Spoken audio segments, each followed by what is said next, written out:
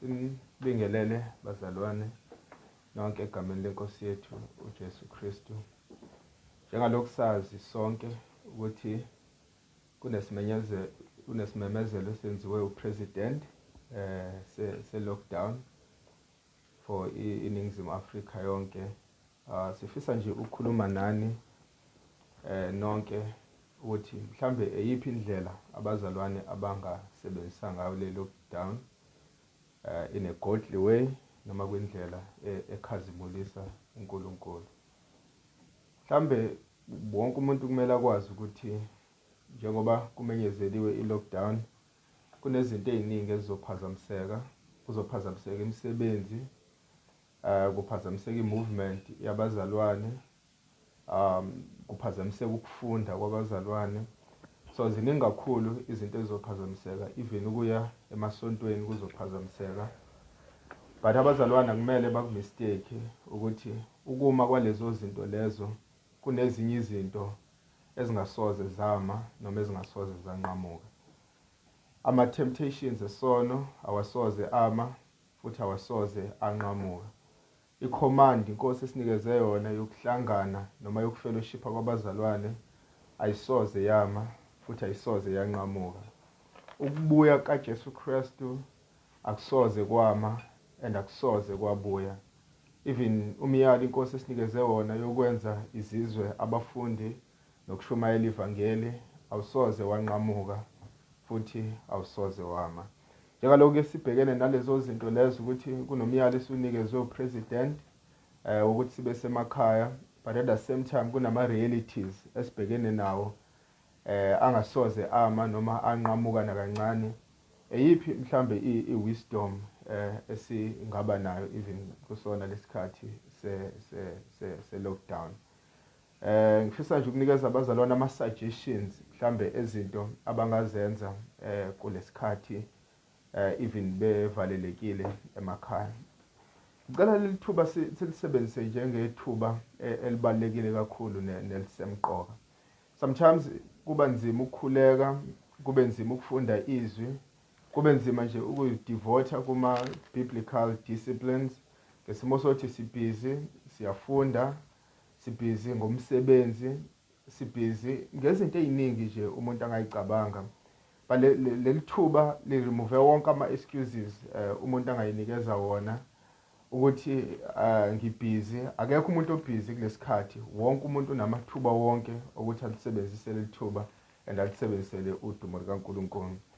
Isikhathi sokuqala noma into yokuqala engayisuggesta ukuthi abazalwane bayinikele kuyo kulesikhathi ukwakha i-habit yokuthandaza. Ukwakha i-habit yokuthandaza. Lokho ku-involve ukuzibekela izikhathi ezithile zokuthandaza ezingaphazamiseki.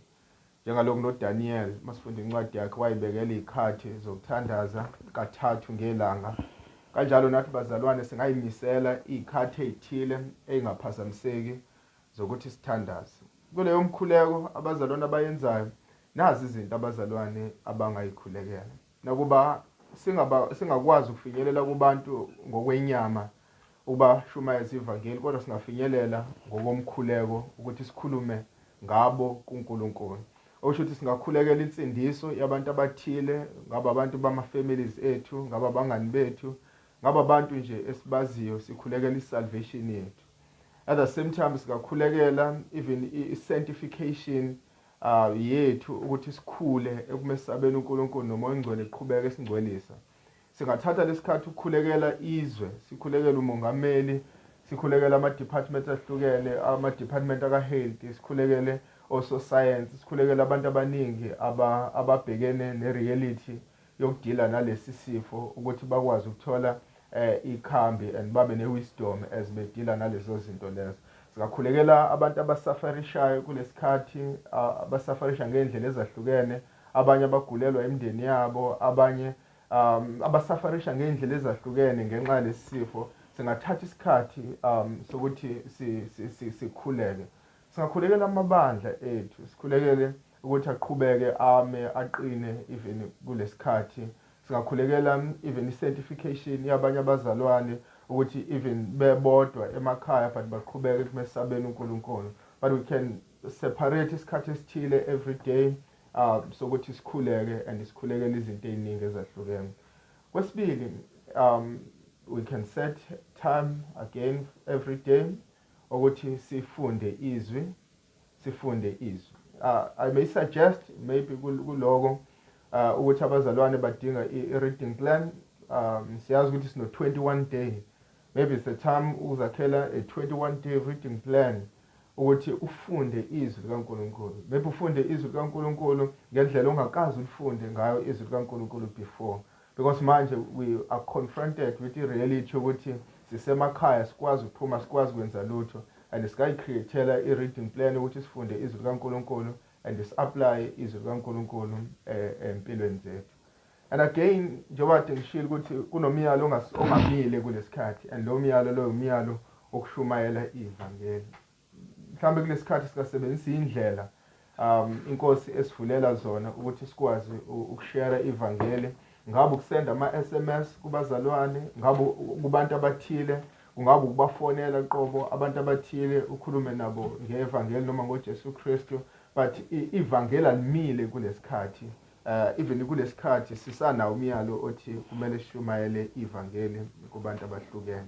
So mhlambe izona indlela esingakwazi ukulisebenzisa ngayo leli thuba esilitholile. And again, i-fight noma i-battle over isono ayimile kulesikhathi. Even kulesikhathi we need to deal with sin empilweni zethu ngendlela eziningi eziqhamuka ngayo empilweni zethu. Mhlambe you may look at things and say lokho ngizokwazi ukwenza because kuzongenza ngibe unholy noma ngingabi ngcwele kulesikhathi. Even kulesikhathi sisakwi-battle noma sisakwi-fight yesono ekumele ukuthi siye. And again, into engamile i-fellowship nabazalwane. I-fellowship ayisho ukuhlangana personal ngokwenyama, but i-fellowship isho ukuthi ukushare i-life nabanye abazalwane.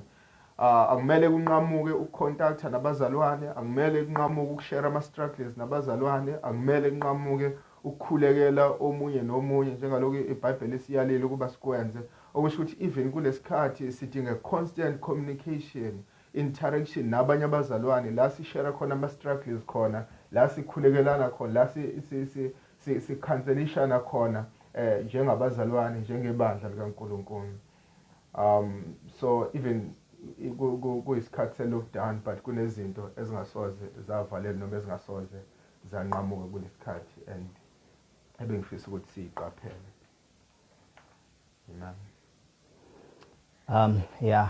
Ngicabanga ukuthi okunye okubalekile mhlambe esingakufunda ikakhulukazi ngegciwane le coronavirus, singabheka mhlambe kwi-side labazalwane na kwi-side labantu abangabona abazalwane. Esayidini labantu ababazalwane, in fact esayidini la wonke umuntu, ngicabanga ukuthi lokho ekufanele sonke sikufunde ngalesi sifo esihlasele izwe lonke. Number 1 ukuthi we are not in control. We are not in control, we are not in power. Kodwa uNkulunkulu who is in control. uNkulunkulu olawulayo zonke izimo, uNkulunkulu olawulayo umhlaba. Isikhathi la khona ekumele wonke umuntu ebone ukuthi akusiyona imali elawulayo, akusibona odokotela abalawulayo, akusikona ukuthi u-rich kangakanani, umpowerful kangakanani okulawulayo, kodwa uNkulunkulu. And ingakho neBhayibheli lithi uNkulunkulu usezulwini and wenza konke akuthandayo. Ngamanye amazwi lesi sifo lesi kumele sikhumbuze abantu ukuthi they are not in control, abekho in control, noma akubona abalawulayo, and as lesi sifo sifundisa abazalwane ukuthi akubona abalawulayo, ikuphi noma iphi indlela ekumele beresponde ngayo, as we have already seen ukuthi actually no one is in control. For umzalwane isikhathi lesi sokuthi bekholwe kuNkulunkulu owazi konke noma bekuncike kuNkulunkulu owazi konke. And esikwaziyo ngale nkulunkulu owazi konke ukuthi uNkulunkulu who is loving and uNkulunkulu who is wise. And lokho izwi kaNkulunkulu elisifundisa kona ukuthi kukona konke okwenzakalayo uNkulunkulu kubazalwane zonke izimo noma kukona konke akuvumela ukuthi kwenzeke uyakuvumela ukuthi kwenzeke ekwazini kwakhe okuphelele noma ekwazini kwakhe konke thina nesingakwazi, and zonke lezi zinto uyazivumela ukuthi zenzeke for our own good. So this is time for abazalwane ukuthi ngempela bemethemba uNkulunkulu. Isikhathi la khona abazalwane kungamele kube ukuthi baba nokwesaba, isikhathi la khona kungamele abazalwane kube ukuthi baba nefear enhlizweni zabo, but isikhathi la khona kumele ngempela bethemba uNkulunkulu olawula zonke izinto, bethemba uNkulunkulu owazi konke, bethemba uNkulunkulu okuyena odalile amazulu nomhlaba.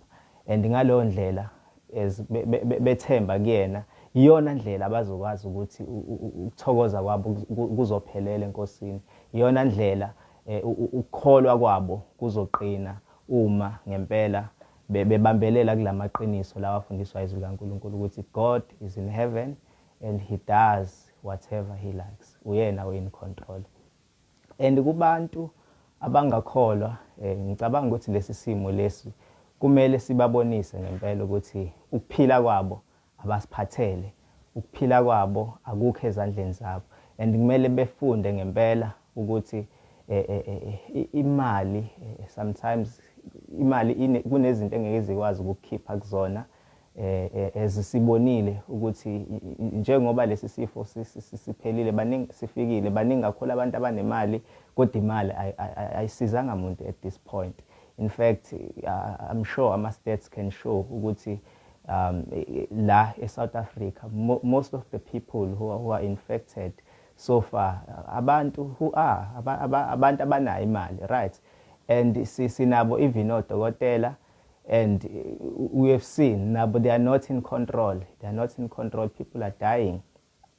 So isikhathi la khona kumele abantu befunde ngempela ukuthi abanawo amandla kusibona abacontrol ama-events, khona ade behlelile izinto ezahlukahlukene kwakhansela izinto eziningi akade abantu besiplenile nakade befisa ukuthi zenzeke. So isikhathi la khona kumele befunde khona ukuthi abazilawuleli ukuphila kwabo, akekho noyedwa umuntu olawulayo ukuthi kumele kwenzakalani ngosuku olulandelayo kumele kwenzakalani, njengoba abantu benama-plans amaningi ahlukahlukene, omunye kukhona kuplenile for unyaka ozayo. Nake kumele sikufunde ukuthi we are not in control even of izinto esifisayo nesiplenele. So lokhu kumele kukukhumbuzeni uma umuntu uphila ngaphansi komhlaba ukuthi even lokho kuphila lokho onakho awusiphathele khona, and lokho kuphila lokho nakho uNkulunkulu engakuthatha noma inini.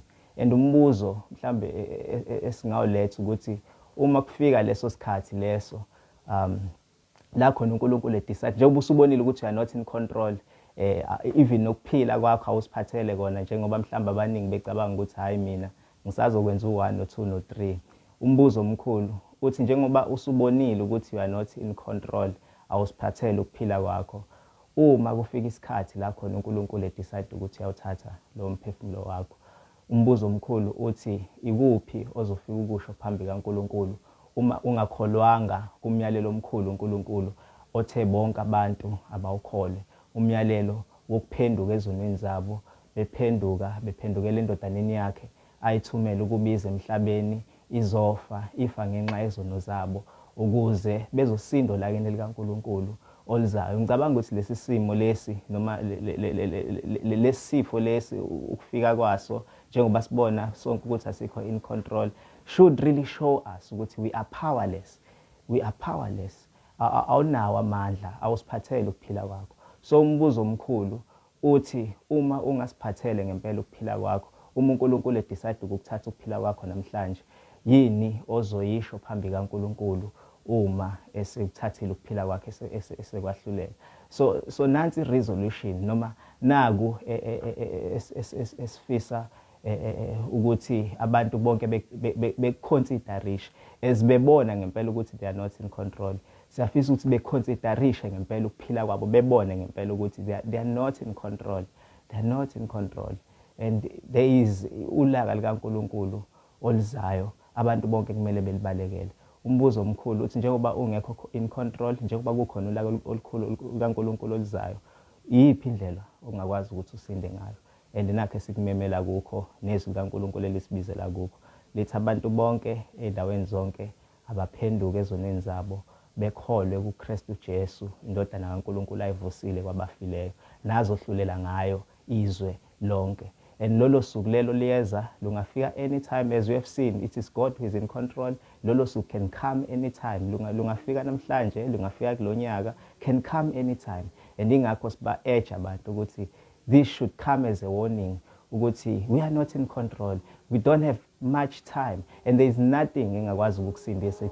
Akusiyona imali onayo, akusibona odokotela. The only person who can save us, it is Jesus himself. So na-ke sibamela kukho sithi run to Jesus, balekelani kuJesu Kristu khona nizokusinda olakeni likaNkulunkulu olizayo. Amen.